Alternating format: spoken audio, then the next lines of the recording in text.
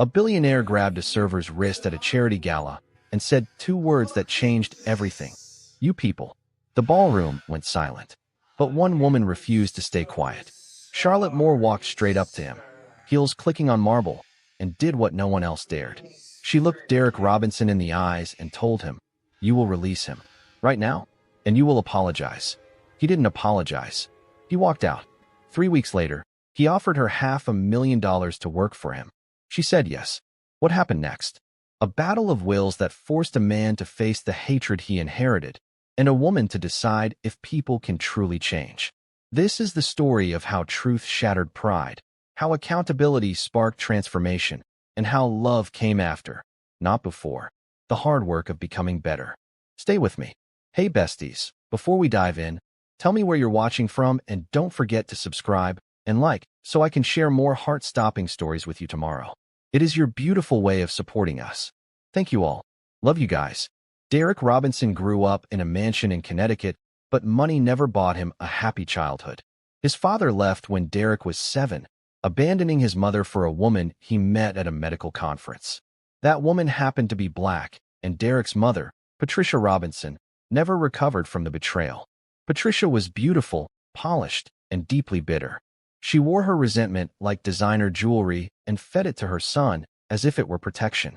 At dinner tables and during long car rides, she filled Derek's ears with stories. Stories about women who couldn't be trusted, about those who destroyed families and climbed ladders they didn't belong on. "Your father was a fool," she would say, swirling a glass of wine. "He threw everything away for someone who only wanted his money and status. Remember that, Derek." And Derek did.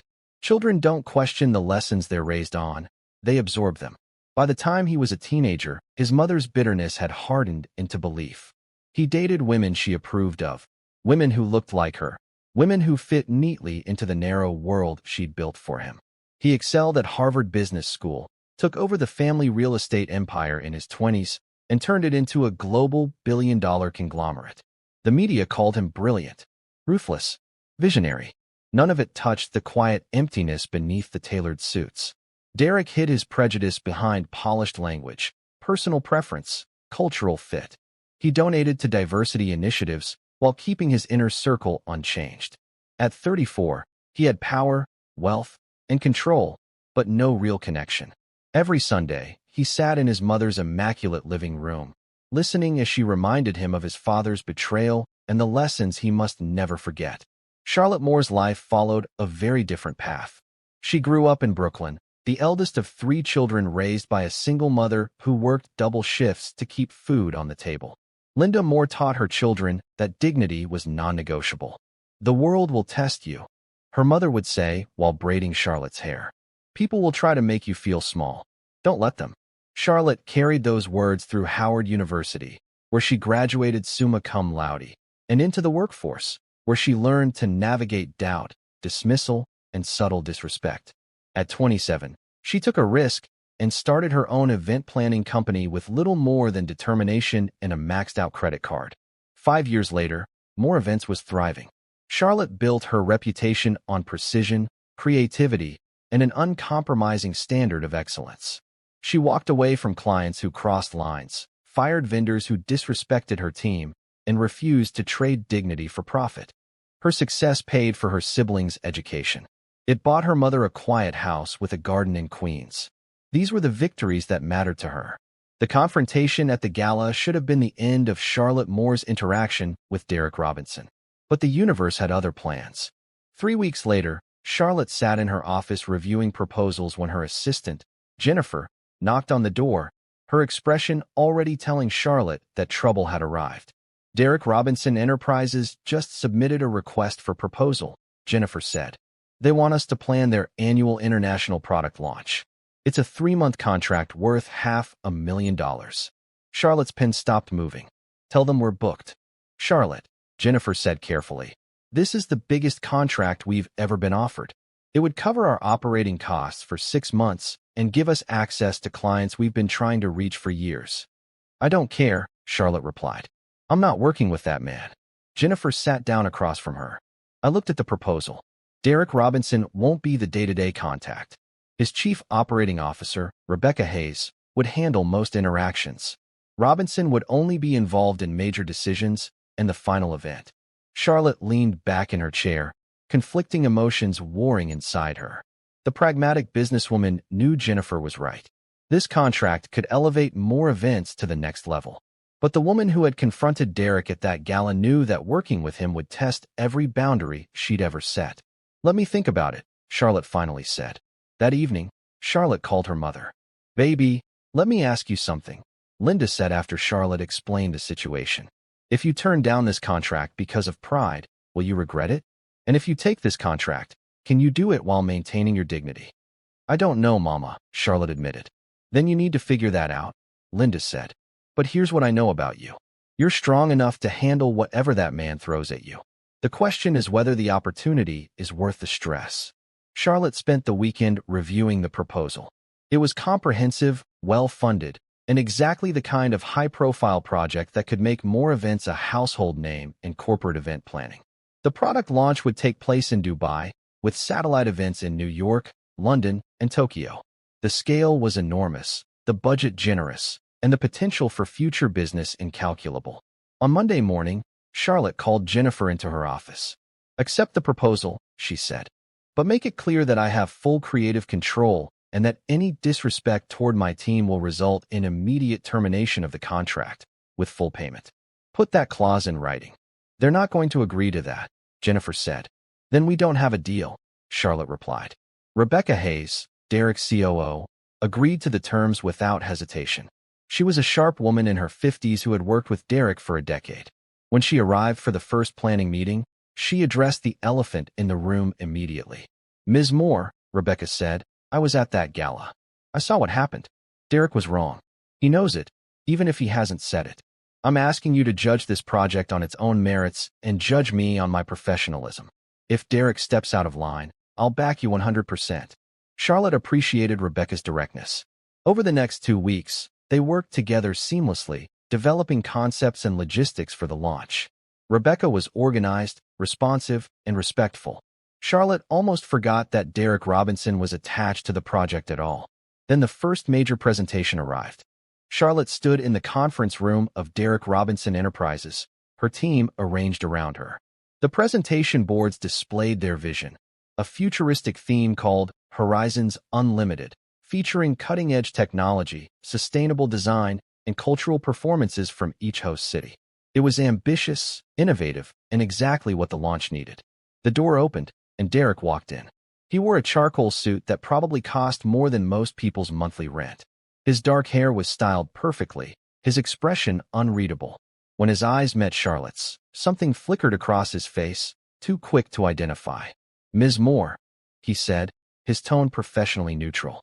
"I wasn't aware you'd be presenting today." "I'm the lead planner," Charlotte replied evenly. "Where else would I be?" Rebecca cleared her throat. "Derek, we've discussed this. More Events has full creative control. Charlotte is here to present the concept for your approval." Derek sat down at the head of the table, gesturing for them to continue. "Then let's see what you've got." Charlotte launched into the presentation with confidence she'd earned through years of experience. She explained the theme, walked through the logistics, detailed the budget allocation, and showed mock-ups of each venue. Her team had spent 2 weeks perfecting every element, and it showed. When she finished, the room fell silent. Derek's expression remained neutral, but his fingers drummed against the mahogany table. "It's ambitious," he finally said. "Maybe too ambitious. The cultural performances feel forced, like you're trying too hard to prove something." Charlotte felt heat rise in her chest, but she kept her voice level. "The cultural performances celebrate the diversity of your market reach. Your company operates in 60 countries. Ignoring that diversity would be tone-deaf and short-sighted." "I'm not saying ignore it," Derek countered. "I'm saying this approach feels performative, like diversity theater instead of genuine inclusion." The irony of Derek Robinson lecturing her about performative diversity almost made Charlotte laugh. She placed her hands flat on the table and leaned forward slightly. "Mr. Robinson, genuine inclusion is exactly what this is. Your previous launches featured European classical music and French cuisine, despite hosting events in cities across Asia, Africa, and South America. If anything is performative, it's pretending your company exists in a whitewashed bubble. These performances aren't theater. They're acknowledgement of reality. The tension in the room could have been cut with a knife. Rebecca looked between them with concern. Derek's jaw tightened. Fine, he said abruptly. Keep the performances. But I want approval on every artist and every cultural element. Nothing goes forward without my sign-off. That wasn't part of our agreement, Charlotte said. It is now, Derek replied. Unless you want to walk away from the contract. Charlotte's team shifted uncomfortably. She knew Derek was testing her, pushing boundaries to see if she would break. Every instinct told her to tell him exactly where he could shove his contract. But she thought about her employees, about the opportunities this project would create, about Jennifer's words regarding strategic compromise.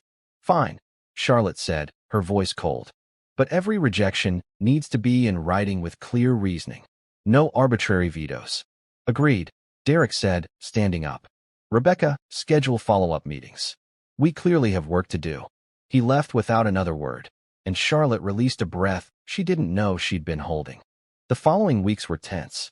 Charlotte communicated primarily through Rebecca, submitting proposals and receiving feedback that felt designed to frustrate rather than improve. Derek rejected a Japanese taiko drum performance as too aggressive, then rejected a mellower traditional koto performance as too quiet. He questioned the Moroccan caterer, the Brazilian dance troupe, and the South African artist creating custom installations. Charlotte realized he wasn't actually concerned about the quality. He was asserting control. The breaking point came during a venue walkthrough in Dubai. Charlotte had flown out with her senior team to meet with the local coordinators and finalize the main event space. Derek arrived unexpectedly, claiming he wanted to see the location firsthand. They stood in the massive convention center, sunlight streaming through floor-to-ceiling windows, overlooking the Persian Gulf. Charlotte was discussing lighting arrangements with the technical director when Derek interrupted. This won't work, he said flatly. Charlotte turned to him. What won't work? The whole setup. The stage placement, the seating arrangement, everything.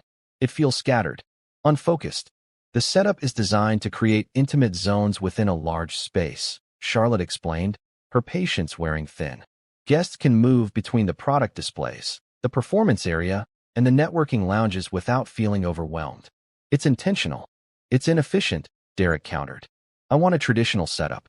Central stage, rows of seating, product displays along the perimeter. That's a corporate conference layout, Charlotte said. You hired me to create an experience, not a shareholder meeting. I hired you to execute my vision, Derek shot back. No, Charlotte said, her voice rising slightly despite her best efforts. You hired me because I'm the best at what I do. And what I do is create events that people remember. If you wanted a boring, traditional setup, you could have hired any company in the world for a fraction of what you're paying me. Derek stepped closer, his eyes flashing with anger. Maybe I made a mistake hiring you at all. Charlotte's team had gone silent, watching the confrontation with wide eyes. The local coordinators pretended to study their tablets. Even the venue manager found somewhere else to be. You know what your problem is? Charlotte said, her voice dropping to something quiet and dangerous. You can't stand that I'm good at my job. You can't stand that I don't need your approval or validation. You're looking for any excuse to undermine me because seeing me succeed challenges everything you were taught to believe. If you're enjoying this story and want to see how Derek responds to being called out, smash that like button and drop a comment telling me whether Charlotte should walk away or finish this contract. And don't forget to subscribe so you don't miss the explosive confrontation that's coming next. Derek's face went pale, then flushed red. You don't know anything about me. I know exactly who you are, Charlotte said. I've met 100 versions of you. Men who think their money and their power give them the right to disrespect people they consider beneath them. Men who hide their prejudice behind words like preference and standards. I saw who you were the moment you grabbed that server at the gala. That was a mistake, Derek said tightly. No, Charlotte corrected. That was honesty. That was you showing exactly who you are when you think there won't be consequences. The only mistake was getting caught. Derek's hands clenched into fists at his sides. You're out of line. Am I? Charlotte challenged. Or am I just the first person in your life who's refused to pretend that your behavior is acceptable? You reject every element of this event that acknowledges diversity. You question every decision I make. You're not concerned about quality, Mr. Robinson. You're uncomfortable with the fact that I exist in your space and refuse to shrink. This has nothing to do with your race, Derek said, but his voice lacked conviction. Charlotte laughed, a sharp sound without humor. Of course it does. You think I don't recognize the pattern? The constant questioning, the moving goalposts, the implication that I'm not quite good enough despite my track record. I've been navigating this my entire career. The only difference is you're more obvious about it than most. If you're so uncomfortable working with me, then quit, Derek said. Is that what you want? Charlotte asked. For me to walk away so you can tell yourself I wasn't committed? So you can blame the project's failure on me instead of acknowledging your own sabotage? Derek opened his mouth to respond, but Charlotte wasn't finished. Here's the thing you need to understand, she continued. Your discomfort with me isn't my problem to fix. Your prejudices aren't my responsibility to accommodate. I didn't spend years building my company just to let men like you tear me down because I make you question the lies you tell yourself. What lies? Derek demanded. That your success is solely due to your merit. That the doors that opened for you would have opened regardless of what you looked like. That the world that bent to accommodate you would bend the same way for everyone. You're terrified of people like me because our existence proves that your advantages weren't earned, they were given. The words hung in the air like smoke after an explosion. Charlotte's team stood frozen, unsure whether to intervene or flee. Derek's face had gone through several shades of emotion, landing somewhere between fury and something that looked almost like recognition. You think you have me all figured out, Derek said, his voice low. I don't need to figure you out, Charlotte replied. You're not that complicated. You're a man who inherited his mother's hatred and convinced himself it was wisdom. You're a man who spent so long in an echo chamber of privilege that you can't hear anything that challenges your worldview. And you're a man who's so terrified of being wrong that you'd rather sabotage a $500,000 project than admit that maybe, just maybe, you're not as enlightened as you think. Derek's mouth opened, but no words came out. For perhaps the first time in his adult life, he had nothing to say. Charlotte turned to her team. Pack up. We're done here for today. She looked back at Derek. I'll continue this project because I honor my commitments and because my team has worked too hard for me to let your issues derail everything. But understand this, Mr. Robinson, I don't work for you. I work with you. And if you ever speak to me or my team with anything less than professional respect again, I don't care what the contract says. I'm gone. And you can explain to your board why you drove away the best event planner in the industry over your ego. She walked out of the convention center, her team following quickly behind her. In the elevator, Charlotte's hands finally started shaking. She pressed them against her thighs, willing herself to maintain composure until she reached her hotel room. That night, Derek sat in his luxury hotel suite overlooking the Dubai Marina.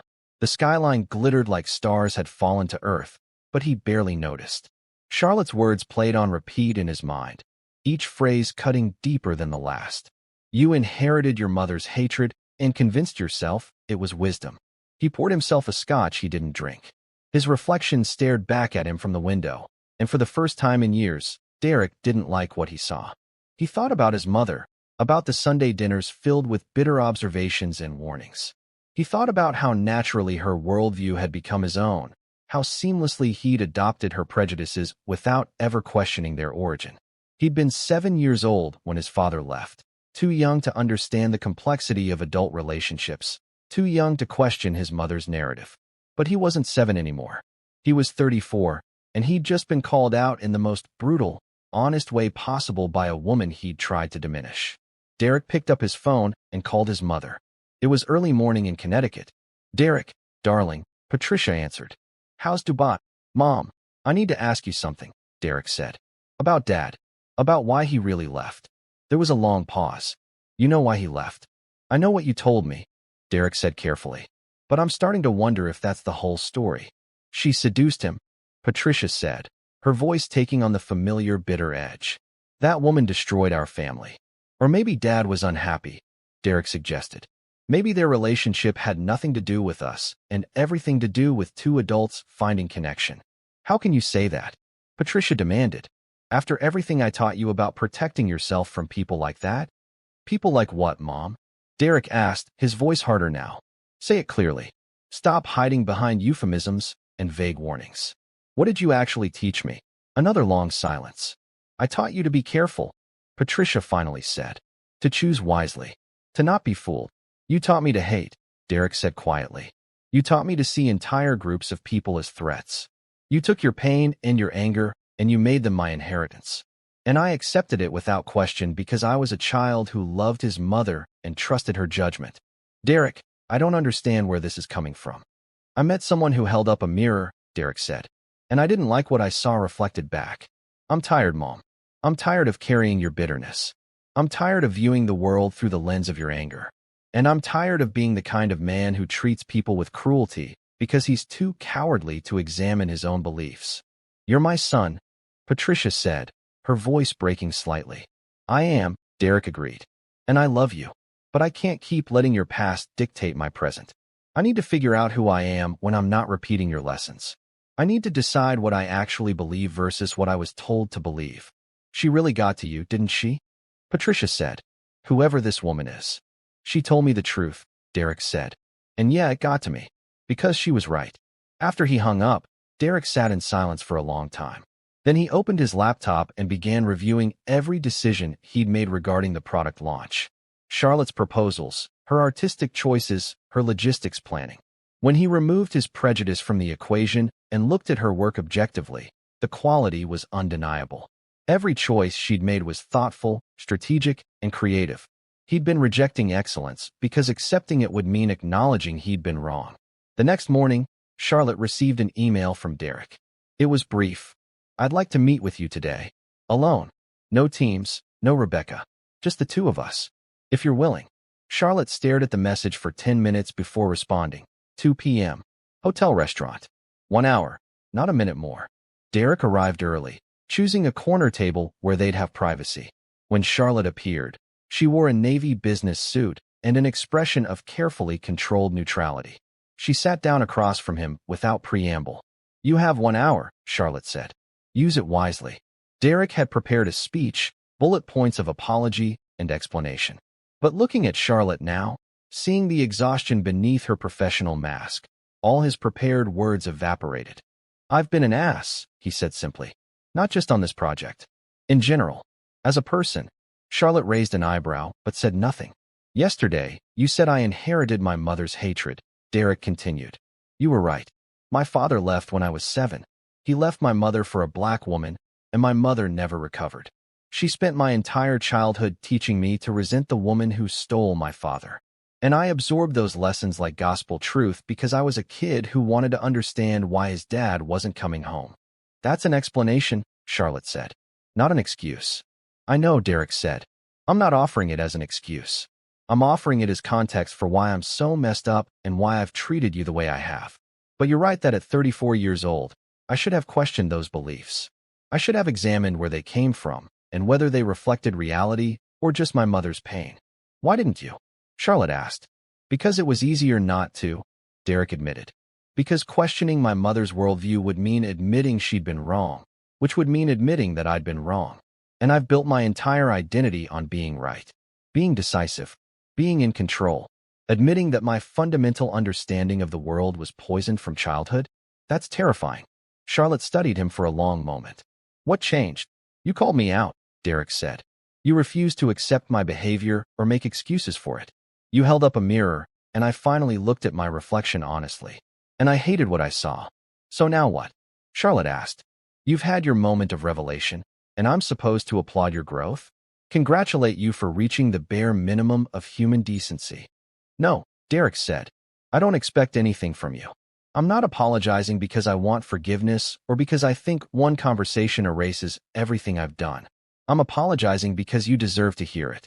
You deserve acknowledgement that the way I've treated you was wrong, that it came from a poisoned place inside me, and that none of it was your fault or your responsibility to fix. Charlotte's expression softened slightly, though wariness remained in her eyes. Do you understand how exhausting it is? Being questioned constantly, having to prove yourself over and over, knowing that no matter how excellent your work is, some people will never see past their prejudice? I don't, Derek said honestly. I can't fully understand because I've never experienced it. I've moved through the world with doors opening in front of me, never questioning why. But I'm starting to realize that my ease of movement came at the cost of other people being blocked, dismissed, and diminished. And I'm sorry for contributing to that. I'm sorry for making your job harder. I'm sorry for every rejection, every question, every moment I made you feel like you had to fight for respect you'd already earned. Tears pricked at Charlotte's eyes, though she blinked them back. You can't fix this with one conversation. I know, Derek said. Real change takes time and consistent action. I don't know if you'll ever trust me or if we can salvage a working relationship, but I want to try. Not because I need redemption or because I want to feel better about myself, but because you and your team have created something incredible for this launch, and you deserve to see it through without me sabotaging it with my issues. Charlotte was quiet for a long moment. What about your mother? She finally asked. I talked to her last night, Derek said. Set some boundaries for the first time in my life. Told her I couldn't keep carrying her pain as my own. It didn't go well, but it was necessary. That couldn't have been easy, Charlotte acknowledged. It wasn't, Derek admitted. But you know what was harder? Realizing I've spent 27 years becoming someone I'm not proud of. Realizing that my success is built partially on a foundation of advantages I never earned and prejudices I never questioned. That's a hard pill to swallow. Welcome to what millions of people experience every day, Charlotte said. But her tone was less sharp now. The awareness that the playing field isn't level and never has been. I know I can't fix that, Derek said. I can't undo my privilege or suddenly understand everything I've been blind to. But I can commit to doing better, to listening more, to questioning my assumptions, to not being the person who makes someone else's life harder just because they challenge my worldview. Charlotte nodded slowly. I'll finish this project, she said. Not for you, but for my team and for the work we've put in. But I need something from you. Anything, Derek said. Stop micromanaging me, Charlotte said firmly. Trust that I know what I'm doing. If you have genuine concerns about something, present them professionally and explain your reasoning. But no more arbitrary rejections. No more power plays. Either you trust my expertise or you don't, and if you don't, we end this now. I trust your expertise, Derek said. I'm sorry it took me so long to say that. And one more thing, Charlotte added. Start doing the work on yourself. Not performative diversity training or writing checks to feel better. Real work. Examine where your beliefs come from. Challenge yourself. Because one conversation doesn't equal transformation, and I'm not interested in being your personal teacher on race relations. That's your responsibility. Understood, Derek said. Thank you for giving me this chance. I don't deserve it. No, you don't, Charlotte agreed. But everybody deserves the opportunity to be better than they've been. The question is whether you'll actually follow through or if this is just guilt talking. She stood up, and Derek stood as well. Charlotte extended her hand, and Derek shook it. Her grip was firm, professional, and spoke volumes about the boundaries she was maintaining. Don't make me regret this, Charlotte said. I won't, Derek promised. The following weeks tested that promise. Derek stepped back from the planning process, communicated through Rebecca unless absolutely necessary, and approved Charlotte's proposals without the constant questioning that had characterized their earlier interactions. When he did have concerns, he presented them respectfully and listened when Charlotte explained her reasoning. The change was noticeable. Charlotte's team relaxed. The planning moved forward efficiently. Rebecca pulled Charlotte aside one afternoon with an expression of amazement. I don't know what you said to him, Rebecca told Charlotte. But Derek is actually listening to people now. He asked for input in our executive meeting yesterday. Derek Robinson asked for input. I've worked with him for 10 years, and I've never seen him do that. Charlotte felt a complicated mix of emotions. She was glad Derek was changing, but she also knew that one person's growth didn't erase the systems and attitudes that had created him. Still, it was something. A month before the launch, Derek requested another meeting. Charlotte was wary but agreed. They met in a conference room at his New York office. Derek looked tired, like he hadn't been sleeping well. I've been working with a therapist, Derek said without preamble. Someone who specializes in unpacking childhood trauma and learned prejudice. It's been intense, uncomfortable, but necessary. Charlotte nodded, encouraging him to continue. She's been helping me understand how my mother's bitterness became my blueprint for viewing the world, Derek continued. How I've been carrying her unprocessed grief and anger for 27 years. How that's affected every relationship and every interaction I've had with people who don't look like me. That's good, Charlotte said carefully. I'm glad you're doing that work. I wanted you to know that I'm committed to this, Derek said. To actually changing, not just performing change. I've also been examining my company's practices, our hiring, our promotion patterns, our leadership development. There are gaps, significant ones. I've been part of maintaining those gaps without even realizing it. And, Charlotte prompted, and I'm working to address them, Derek said. Not overnight, because that would be performative, but systematically. I've hired a consulting firm to audit our processes. I've committed to transparent diversity reporting. I'm actually listening when people point out problems instead of getting defensive. Charlotte studied him. Why are you telling me this? Because you're the catalyst, Derek said. Because you refused to let me hide behind politeness and professionalism. You called out exactly what I was doing and why it was harmful. Nobody else in my life has ever done that. And I needed it. I wasn't trying to be your catalyst, Charlotte said. I was trying to do my job and maintain my dignity. I know, Derek said, which is exactly why your words had such impact. You weren't trying to fix me or teach me. You were just refusing to accept unacceptable behavior. And that forced me to confront things I'd been avoiding my entire adult life. 2 weeks before the launch, everything fell apart in the best way possible. Charlotte's vision came together seamlessly. The Japanese drummers were extraordinary. The Moroccan food was spectacular. The South African art installations were breathtaking. Every element that Derek had initially questioned now proved its worth. But the real test came during the dress rehearsal in Dubai. Derek stood in the back of the convention center, watching Charlotte command her team with quiet authority. She moved through the space like a conductor, every gesture purposeful, every decision confident. The event unfolding before him was stunning, innovative, and exactly what his company needed. Rebecca approached him. She's incredible, Rebecca said. This is the best launch we've ever done, and it's not even close. I know, Derek said quietly. You almost destroyed this, Rebecca continued, her tone pointed. Your ego almost cost us the event of the decade. I know that too, Derek said. So what are you going to do about it? Rebecca asked. Derek didn't have an answer. The launch night was flawless. 1,200 guests from 60 countries filled the convention center. The performances were met with standing ovations. The product reveals generated excitement that exceeded every projection. Tech journalists and industry analysts called it the most innovative corporate event in years. By the end of the night, Derek's company had secured partnerships worth hundreds of millions of dollars. Charlotte stood near the back, exhausted but satisfied. Her team had executed perfectly. This was the culmination of 3 months of intense work, and it had paid off beyond her wildest expectations. Derek found her as the crowd thinned. Can we talk? He asked. Charlotte was too tired to argue. 5 minutes. They walked out onto the terrace overlooking the city. The night air was warm, the lights of Dubai spreading out like a map of stars. You were right about everything, Derek said. Every creative choice, every cultural element, every decision I questioned. You were right, and I was wrong. I know, Charlotte said simply. I want to apologize, Derek continued. Not just for this project, but for every moment I made you feel like you had to prove yourself. For every time I questioned your judgment because of my own issues. You're the best at what you do, and I almost sabotaged you because I couldn't handle my own prejudice. Derek, Charlotte said tiredly, I appreciate the apology, but I'm exhausted. I just want to celebrate this win with my team and then sleep for about 3 days. Of course, Derek said. But before you go, I need you to know something. You changed my life.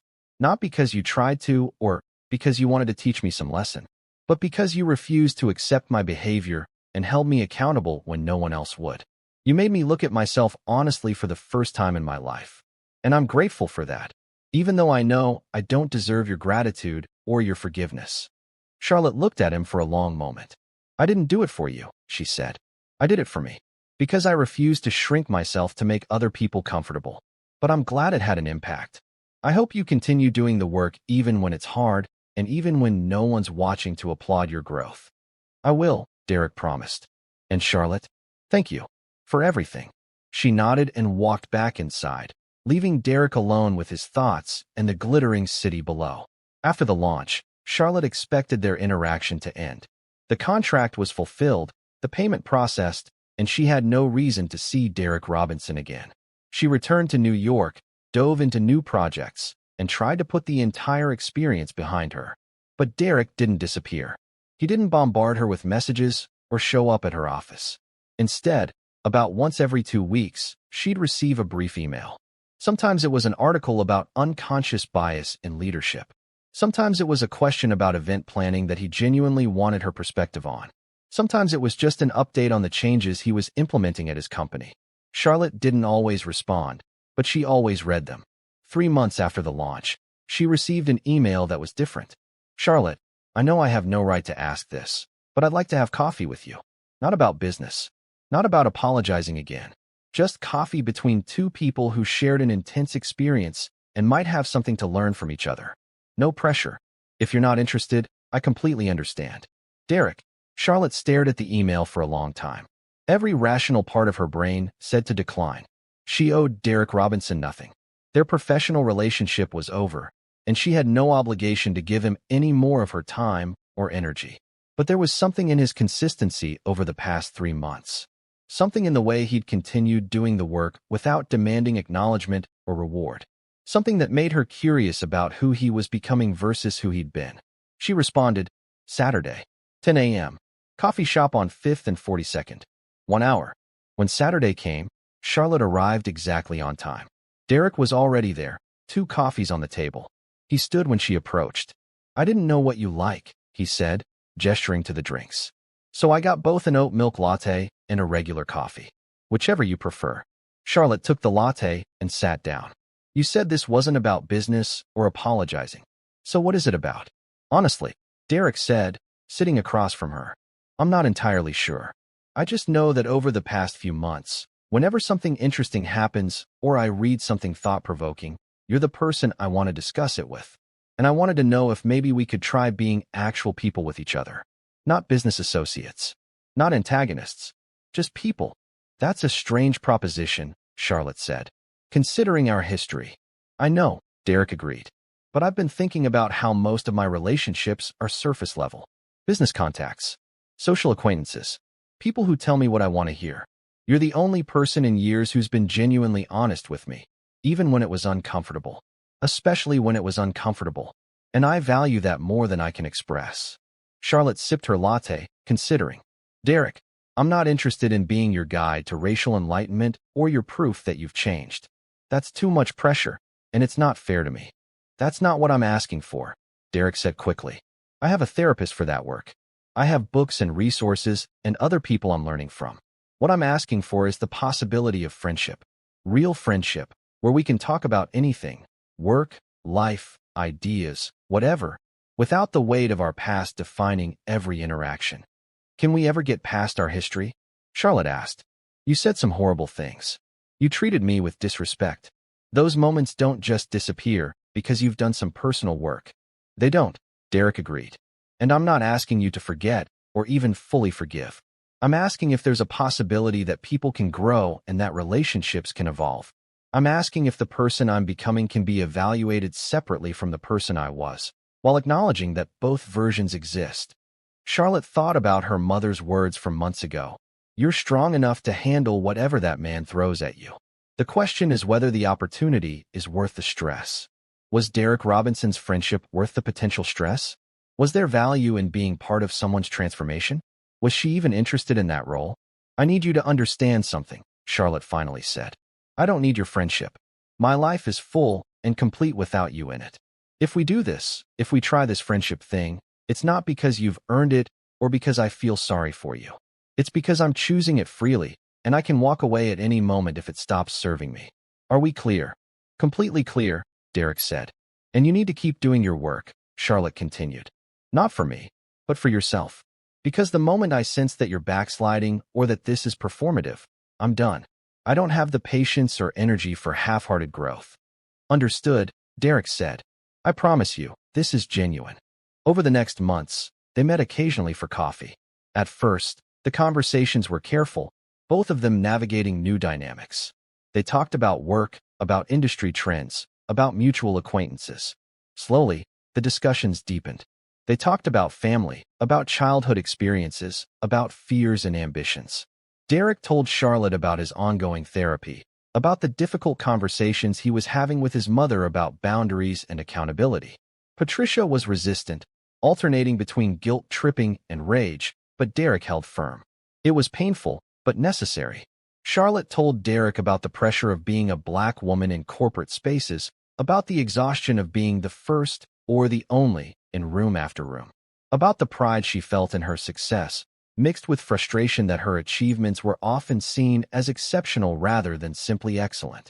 They disagreed about things: politics, business strategies, cultural interpretations, but they learned to disagree respectfully, to listen with genuine curiosity rather than defensiveness. Derek caught himself several times falling into old patterns of dismissiveness and corrected course. Charlotte noticed and appreciated the effort. 6 months after that first coffee, Derek called Charlotte with excitement in his voice.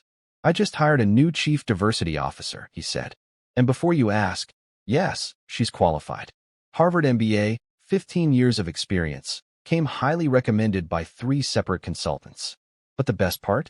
She's going to report directly to me. Not to HR, to me. Because I want to be directly accountable for the changes we're making." "That's great," Charlotte said, genuinely pleased. "What prompted this?" "You did," Derek admitted. "Not directly, but all our conversations about systemic change versus individual good intentions. I realized that you can't delegate transformation. You have to own it. So I'm owning it." "I'm proud of you," Charlotte said, surprising herself with the sincerity of the words. There was a pause on the other end of the line. "That means a lot," Derek said quietly. "More than you probably realize." As their friendship deepened, something else began to shift. Charlotte noticed it first during a dinner they shared after attending an industry conference together. Derek made a joke, and Charlotte laughed genuinely, freely, and realized she was enjoying his company. Not tolerating it, not enduring it, actually enjoying it. The realization unsettled her. She talked to her mother about it during Sunday dinner at the house Charlotte had bought for her. "Mama, I think I might have feelings for him," Charlotte admitted, pushing food around her plate. Linda set down her fork and looked at her daughter carefully. "The billionaire who disrespected you? The man who did the work to become better," Charlotte corrected. "I know how it sounds. I know it seems like I'm falling for his potential or making excuses. But Mama, he's actually changed. Not performatively. Really changed." "Baby, what does your gut tell you?" Linda asked. "That's the problem," Charlotte said. "My gut is confused. Part of me says I'm being foolish, that I should keep my distance, that you can't build something healthy on a foundation that started with disrespect. But another part of me sees who he is now and thinks maybe people really can transform. Maybe relationships can evolve past their origins." "Those are both valid feelings," Linda said. "The question is whether you're willing to take the risk. Because make no mistake, it is a risk. He could backslide. He could disappoint you. He could reveal that all this growth was temporary. Are you prepared for that possibility?" "I don't know," Charlotte admitted. "Then don't rush it," Linda advised. "Keep moving slowly. Keep watching his actions, not just his words. And trust yourself to walk away if things go wrong." Derek was having similar internal conflicts. He'd spent months convincing himself that friendship was enough, that Charlotte's presence in his life in any capacity was a gift he didn't deserve to expand upon. But his feelings were growing beyond friendship, and denying them was becoming impossible. He talked to his therapist about it during their weekly session. "What scares you about these feelings?" Dr. Mays asked. "That I'll ruin the best relationship I've ever had," Derek admitted. "Charlotte has every reason not to trust me romantically. Hell, she had every reason not to be my friend. If I push for more and she rejects me, I lose everything. And I can't lose her. She's become too important." "So you'd rather live with unspoken feelings than risk honesty?" Dr. Mays prompted. "When you put it that way, it sounds cowardly," Derek said. "I'm not judging," Dr. Mays said gently. "I'm asking you to examine what you really want and whether you're willing to be vulnerable enough to pursue it." "I want Charlotte in my life," Derek said firmly, "in whatever capacity she'll allow. But I also want her to know how I feel. I want to be honest with her the way she's always been honest with me, even if that honesty results in rejection." "Then you know what you need to do," Dr. Mays said. Derek asked Charlotte to dinner at a nice restaurant. Nothing too formal, but nice enough to signal that the evening was significant. Charlotte agreed, though she wondered at Derek's nervous energy when he picked her up. Over dessert, Derek set down his fork and looked at Charlotte directly. "I need to tell you something," he said. "And I need you to know that there's no pressure attached to this. Your friendship is precious to me, and if what I'm about to say makes you uncomfortable, we can pretend this conversation never happened and continue exactly as we have been. Charlotte's heart rate picked up. Okay, I have feelings for you, Derek said. Beyond friendship. I think I've been falling for you for months. Maybe since that day in Dubai, when you walked out of the convention center rather than compromise your values. I know I have no right to these feelings given our history. I know you probably see me as a project or a friend at best. But I had to be honest because you taught me that honesty, even uncomfortable honesty, is always better than deception. Charlotte sat very still, processing his words. You have feelings for me, she repeated. Yes, Derek said. I understand if you don't feel the same way. I understand if the idea is completely impossible given how we started. I just needed you to know. Charlotte took a slow breath. Derek, this is complicated. I know, he said quickly, which is why I'm not asking for anything. I'm just being honest. Can I be honest back? Charlotte asked. Please, Derek said. I have feelings for you too, Charlotte admitted. And that terrifies me, because the rational part of my brain is screaming that this is a terrible idea. That you can't build a healthy relationship on a foundation of prejudice and disrespect. That I'd be betraying myself to be with someone who once saw me as less than human. Derek winced, but didn't interrupt. But the rest of me, Charlotte continued, sees who you've become. Sees the work you've done. Sees how you've held yourself accountable and changed not just your words but your actions. And that part of me thinks maybe transformation is possible. Maybe people can evolve past their worst selves. Maybe love doesn't always start perfect. What does that mean? Derek asked carefully. It means I'm scared, Charlotte said. It means I don't know if this is wise. But it also means I'm willing to try. Slowly, carefully, with clear boundaries and honest communication. Derek's eyes widened. You mean it? I mean I'm willing to explore the possibility, Charlotte clarified. I'm not promising forever or even promising it will work. I'm promising to be honest about what I'm feeling and to walk away if this stops being healthy. Can you live with that uncertainty? Yes, Derek said immediately. Charlotte, I'm not asking for guarantees. I'm asking for a chance to show you that this is real, that I'm real, that the man I've become deserves your trust, even if the man I was didn't. Then we try, Charlotte said, but slowly. And you need to understand that there will be moments when our history surfaces, times when I'll need reassurance or space, times when your past actions will haunt us. Can you handle that? I can, Derek promised. And I'll do whatever it takes to make you feel safe and respected. Always. Their relationship unfolded carefully over the following months. Derek was patient, attentive, and consistently respectful of Charlotte's boundaries.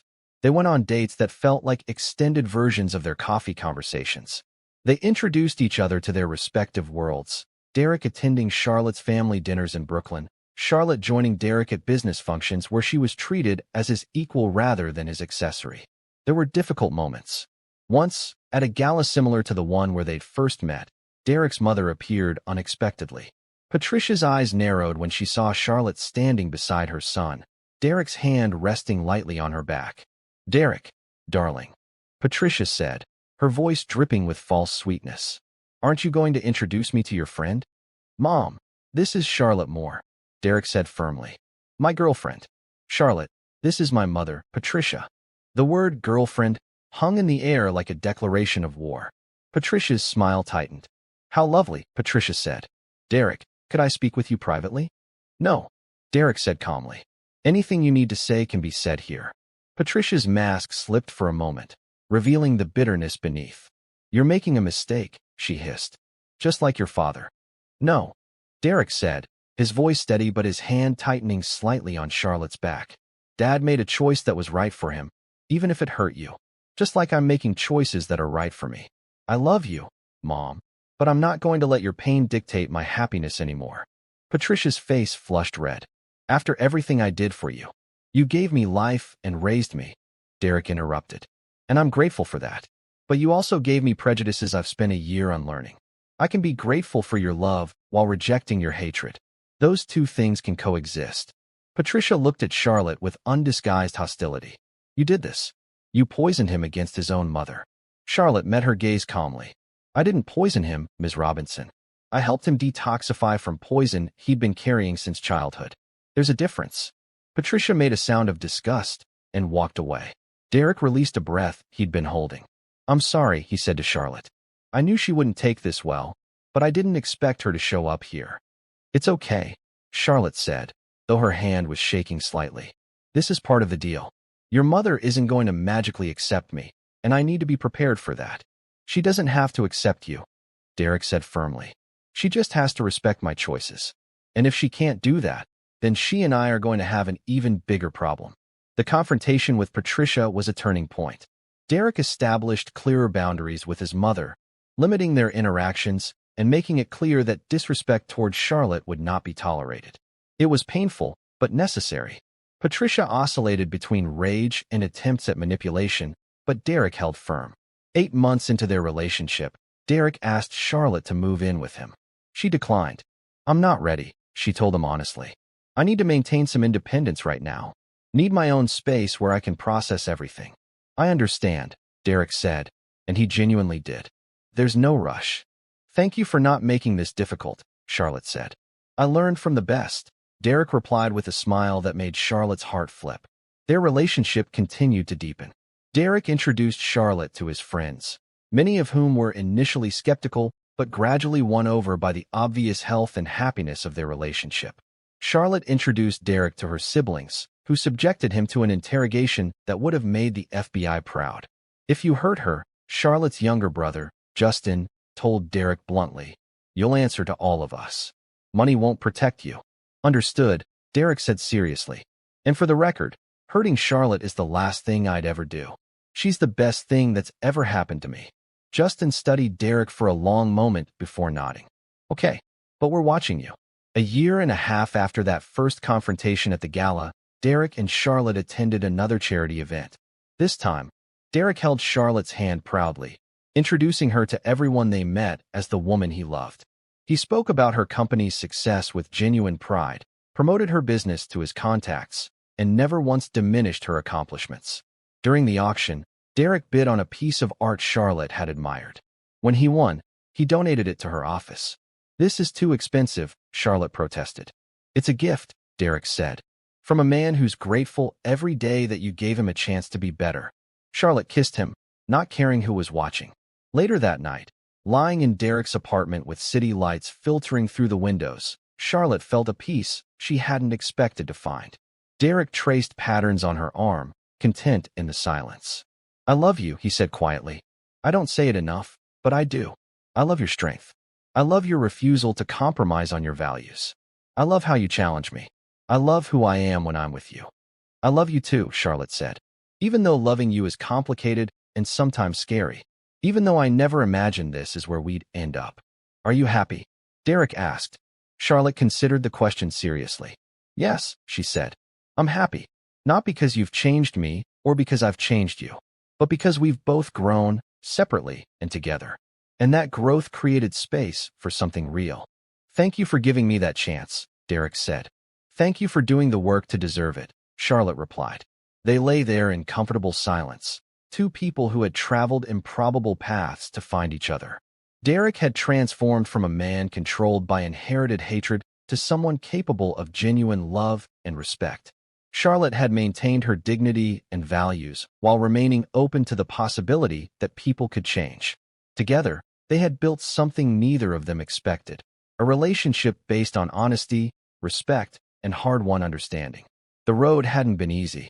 They both carried scars from their past, from their first encounters, from the work it took to get here. But those scars were proof that they'd survived, grown, and chosen each other despite everything working against them. 2 years after the gala confrontation, Derek proposed. He didn't do it at a fancy restaurant or during a grand public gesture. He did it on a quiet Sunday morning in Charlotte's Brooklyn apartment, both of them still in pajamas, drinking coffee and reading the newspaper. Marry me, Derek said suddenly, setting down his coffee cup. Charlotte looked up from the style section. What? Marry me, Derek repeated. I don't have a ring yet because I wanted to ask you first what kind you'd want. I don't have a speech prepared because anything I'd say wouldn't capture how I actually feel. But I know, with absolute certainty, that I want to spend the rest of my life with you. I want to keep growing with you. I want to wake up next to you and fall asleep beside you and navigate everything life throws at us together. So marry me, please.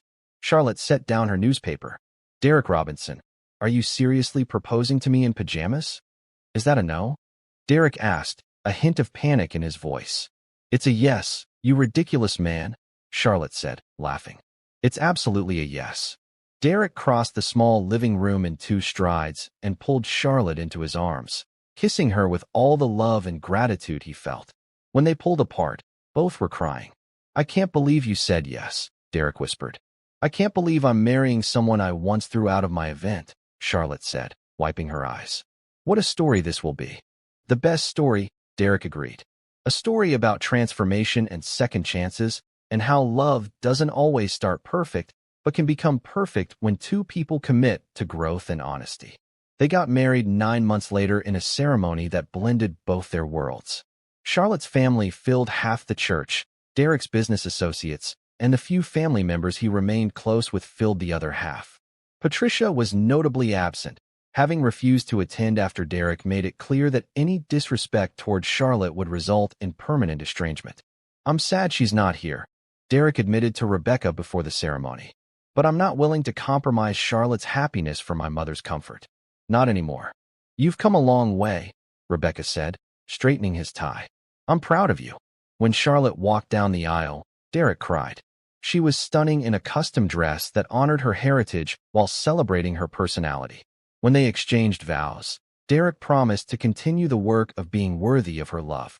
Charlotte promised to keep holding him accountable while celebrating who he'd become.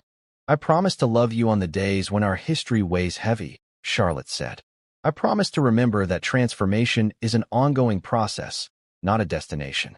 I promise to be your partner, your equal, and your greatest supporter. And I promise that our love will always be built on honesty, respect, and the courage to keep growing. Derek's vows were equally emotional. I promise to never stop examining my beliefs and challenging my assumptions. I promise to honor the trust you've given me by continuing to earn it every single day. I promise to love you with all the devotion you deserve and to create a life with you where we're both free to be fully ourselves. You made me better, Charlotte. You made me real, and I will spend the rest of my life grateful for that gift. When the officiant pronounced them married, the church erupted in applause. Derek kissed Charlotte like she was his salvation, because in many ways, she was. At the reception, Charlotte's mother gave a toast that had everyone crying and laughing in equal measure. The toast captured everything. Their love hadn't erased their difficult beginning. It hadn't made Derek's past behavior acceptable or negated the pain Charlotte had experienced. But it proved that transformation was possible. As Derek and Charlotte danced their first dance as husband and wife, surrounded by everyone who had supported their unlikely journey, they both felt the weight of gratitude. Gratitude for second chances. Gratitude for the courage to grow. Gratitude for finding each other despite everything that should have kept them apart. What are you thinking? Charlotte whispered as they swayed to the music. That I'm the luckiest man alive, Derek said. And that I'm grateful you saw who I could become instead of only seeing who I was. I saw both, Charlotte corrected gently. I just believed that who you could become was worth waiting for. And I was right. You were, Derek agreed. You always are. They laughed together. 2 people who had walked through fire to find each other, who had refused to accept anything less than genuine transformation, who had built something beautiful on a foundation that had once seemed irreparably broken. Their story wasn't about a woman fixing a broken man or a man earning redemption through grand gestures. It was about 2 people committing to honesty, growth, and accountability. It was about Charlotte refusing to shrink herself and Derek doing the painful work of examining beliefs he'd held his entire life. It was about both of them choosing each other repeatedly, intentionally, with full awareness of the challenges they faced. And that, ultimately, was the real happily ever after. Not a perfect ending, but a commitment to keep working towards something better. Together. If this story touched your heart, show some love by hitting that like button and sharing this video with someone who needs to hear this message. Drop a comment telling me what you learned from Derek and Charlotte's journey. And don't forget to subscribe to this channel for more heartwarming stories. Thank you for watching, and I'll see you in the next story.